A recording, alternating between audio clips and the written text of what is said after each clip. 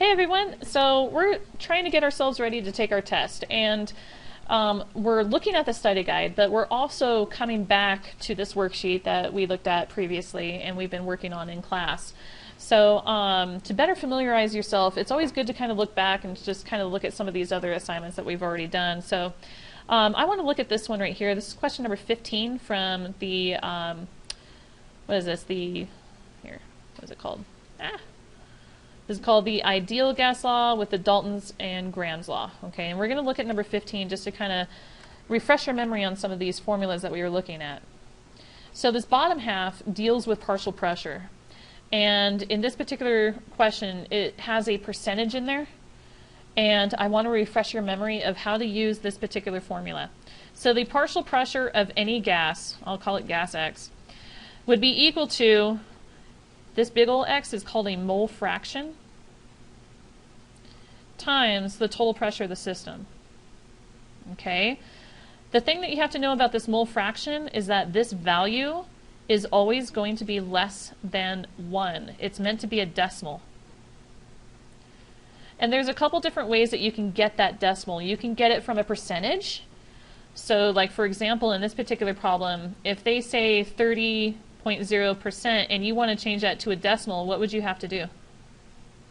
How do you change percents into decimals? Yeah, you just divide by 100. So that'll turn this into 0.300. So that would be a good example of going from a percent to a decimal to get that mole fraction piece. So that 0.300 would go into that mole fraction, and then you'd use your partial pressures. Okay? But another way to get this mole fraction is from this. What you do is you put the number of moles of the gas that you're trying to find the partial pressure of. So you put the number of moles of gas that you want on the top.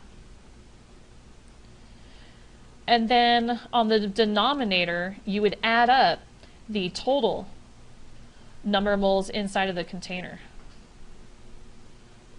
So you see how it's always part over the whole?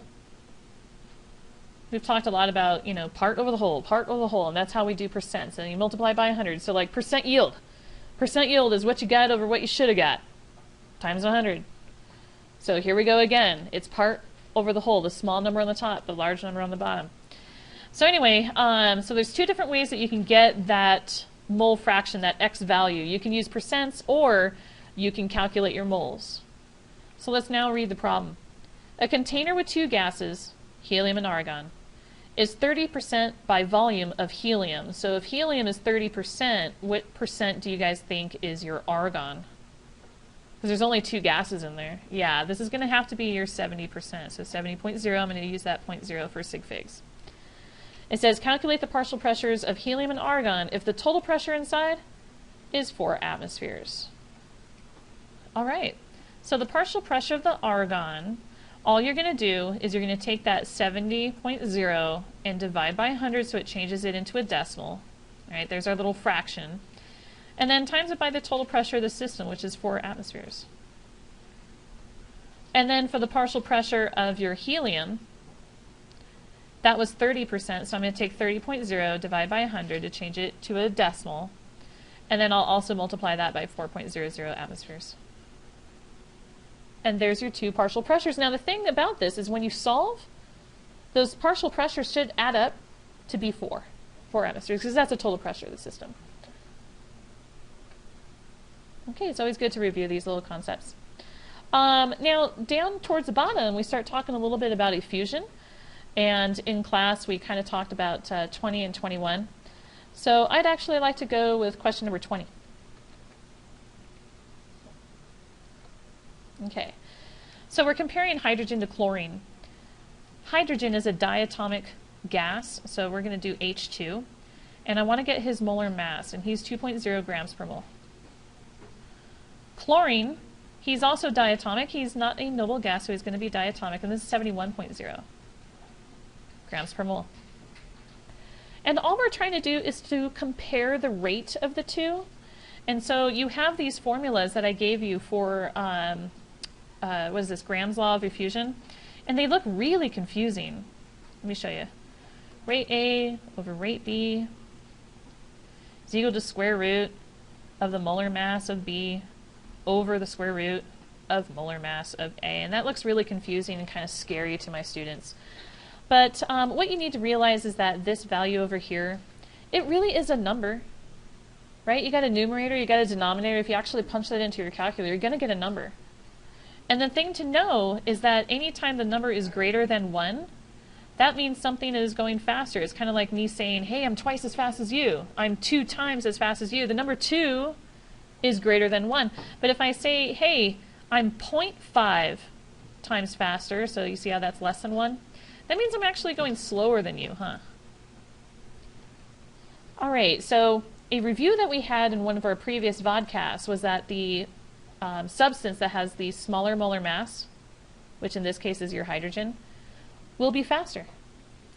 So here's the question that you need to ask. How many times faster is hydrogen? And the only way that we're going to solve for this number over here, remember this is just a number, is if we put molar mass of something on the top, molar mass of something on the bottom, and if I want it to be represented by something that's faster, I need to make sure that the value is larger than 1. So when you're looking at this craziness with the molar mass, if I want the value to be larger than 1, who will I put on the top? Square root 71 or square root of 2? You want the value to be larger than 1. You're going to have to put that square root of 71 on the top. And then you're going to put the square root of 2 on the bottom. So when you get the answer, it's going to be a value that's obviously larger than 1. So what we're going to say is that hydrogen is faster, but we're going to say hydrogen is so many times faster. And now let's get that value, let's get that number.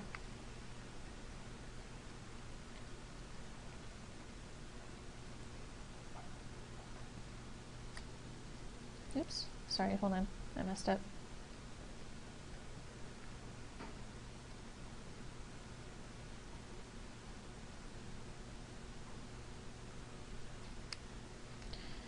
Okay, my value here on the calculator is 5.958. 5.958. And I'm looking at these 2 sig figs and I'm thinking I should probably only have 2. So that 9 looks like it's going to round up. And if that 9 rounds up, the value here is actually going to change from a 5 to a 6. This is actually 6.0 times faster. So hydrogen is 6.0 times faster than chlorine gas.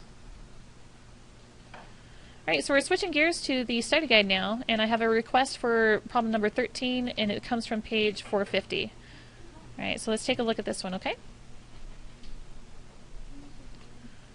So it says, if the temperature in a gas cylinder at right, and you're like, what? Hey guys, did you realize that you have to look at a picture in the textbook for this problem?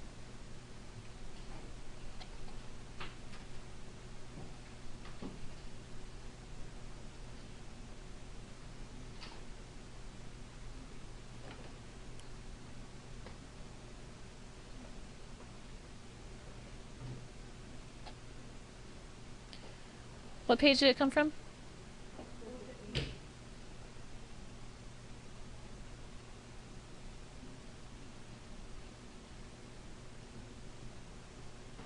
There you go. All right, here's the picture. So it looks like it has a temperature of 0.00 degrees Celsius. Hold on, I'm going to copy that down. 0.00 degrees Celsius. Oops. Sorry, not that. 1 atmosphere and 30.0 milliliters.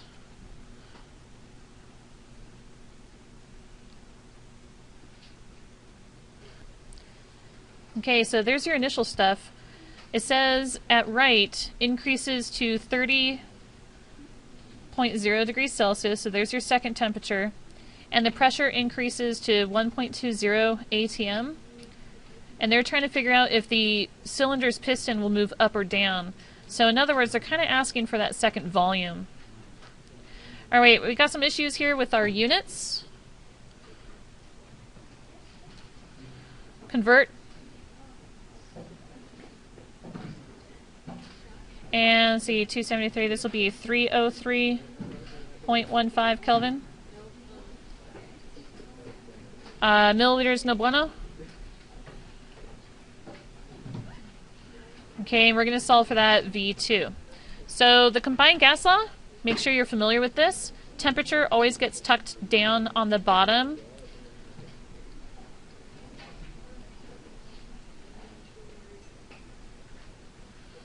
Okay, and now we can start plugging some stuff in. So the initial volume is 0.0300 liters. The initial pressure is 1.00 atm. And the initial temperature is 273.15 Kelvin. The second volume, we do not have that. The second pressure is 1.20 atm. And the second pressure is now 303.15 Kelvin. Alright, so to solve this, I like to use the cross multiplication technique. So we've been using that a lot in class. So what you do is you combine the stuff on the left on the top from the numerator to the stuff on the right on the bottom. And we just squish it all together. So go like this. We'll grab that 0.300, combine it with this dude right here. Let's bring that over here, 303.15. Alright, so you see how I squished the stuff on the top with the stuff on the bottom. Set that equal to, and now I'm going to go the other way. I'm going to use the other cross multiplication here. So I'm going to take that 273.15 Kelvin, combine it with the V2. See I'm moving up to the numerator up there? And don't forget that 1.20 atm. Alright, the one you're trying to solve for is that V2, so we got to get rid of everything else that is sticking onto the V2. So we're going to get rid of the 273.15. We're going to tuck that underneath here. Let's get rid of that. And then let's also get rid of that 1.20 atm. Alright. And just remember, whatever you do to one side, you got to do that to the other side. So I'm going to come over here and do that as well. So 273.15 and that 1.20 atm. Alright, so over here this is gone, and you've isolated your V2. And now you just got to make sure that you plug it into your calculator correctly. A lot of people will actually set up the entire problem correctly and then just mess it up on their calculator. So what I like to do, since you guys have scientific calculators, I love using parentheses. So I'm going to take that numerator stuff and I'll plug that into my parentheses and just multiply it out like this. 303.15. Okay, so there's all the stuff on the numerator. Close your parentheses, hit the divide, and open those parentheses again, and let's get that stuff on the bottom. 273, oop, that's a sloppy 2. 273.15 times the 1.20, and close your parentheses and then hit enter.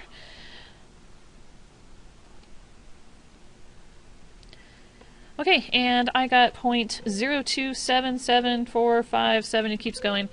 Let's go back to the original problem. They wanted to know if the piston's going to move up or down. Your original volume is 0.300 liters.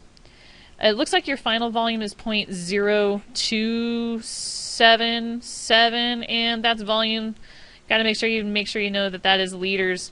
So it went from 0.0300 liters to 0.0277 liters.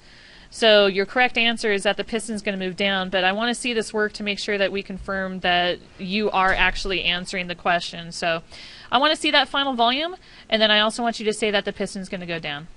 Alright, piston goes down.